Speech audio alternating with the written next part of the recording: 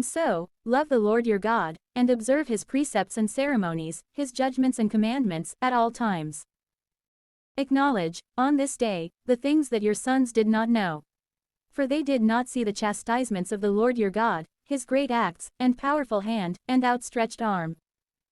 The signs and works that he did in the midst of Egypt, to Pharaoh, the king, and to his entire land, and to the entire army of the Egyptians, and to their horses and chariots, how the waters of the Red Sea covered them as they were pursuing you, and how the Lord wiped them away, even to the present day. And the things that he accomplished for you in the wilderness, until you arrived at this place. And to Dathan and Abiram, sons of Eliab, who was the son of Reuben, those whom the earth, opening its mouth, engulfed with their households and tents, and with their entire substance which they had in the midst of Israel. Your eyes have seen all the great works of the Lord, which he has accomplished.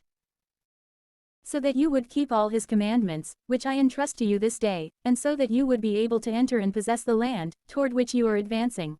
And so that you may live, for a long time, in the land which the Lord promised under oath to your fathers, and to their offspring, a land flowing with milk and honey.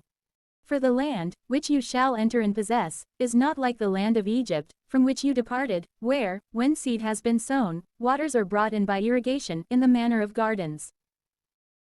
Rather, it has mountainous regions and plains, which lay waiting for rain from heaven. And the Lord your God always visits it, and his eyes are upon it, from the beginning of the year, all the way to its end. So then, if you obey my commandments, which I am instructing to you this day, so that you love the Lord your God, and serve him with your whole heart and your whole soul, he will give to your land the early rain and the late rain, so that you may gather your grain, and your wine, and your oil, and your hay from the fields in order to feed your cattle, and so that you yourselves may eat and be satisfied. Be careful, lest perhaps your heart may be deceived, and you might withdraw from the Lord, and serve strange gods, and adore them. And the Lord, becoming angry, might close up heaven, so that the rain would not descend, nor would the earth produce her seedlings, and then you would quickly perish from the excellent land, which the Lord will give to you. Place these words of mine in your hearts and minds, and hang them as a sign on your hands, and arrange them between your eyes. Teach your sons to meditate on them, when you sit in your house, and when you walk along the way, and when you lie down or rise up. You shall write them upon the doorposts and the gates of your house, so that your days may be multiplied, and the days of your sons, in the land which the Lord swore to your fathers, that he would give it to them for as long as heaven is suspended above the earth.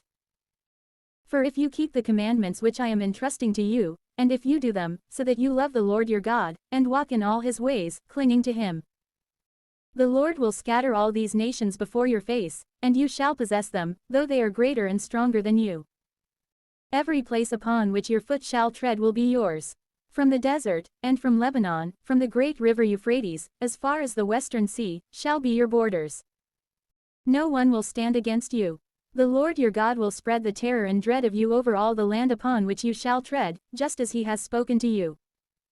Behold, I am setting forth in your sight today a blessing and a curse. It will be a blessing, if you obey the commandments of the Lord your God, which I am instructing to you this day.